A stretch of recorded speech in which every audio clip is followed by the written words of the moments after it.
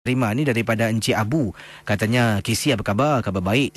Cakap tentang perhentian bas. Oh, di kawasan Tanah Perkuburan, betul-betul dekat belakang CDA. Saya pernah ke sana di waktu malam.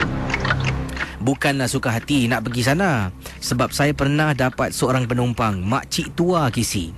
Dia arahkan saya. Pada mulanya dia kata pada saya, dia nak pergi ke masjid dekat Pusara Aman.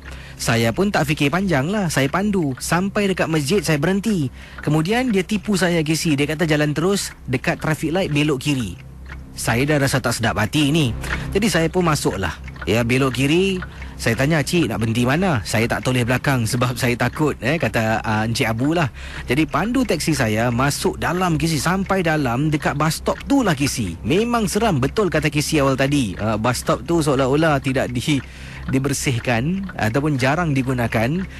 Makcik itu turun dari teksi. Bila dia turun, saya terlupa kerana takut sangat, kata Encik Abu. Saya sampai terlupa nak minta duit tambang. Tambang teksi dah masuk $10 lebih. Waktu tu dah lepas midnight. Ada midnight charge lagi. Dia turun teksi pun dia lupa nak bayar ataupun dia buat bodoh lah. Saya rasa tak sedap hati. Dengan segera saya pusing dan tinggalkan kawasan tu. Manalah dalam bahasa Inggeris in the right of mind. Dalam masuk akal lah katanya.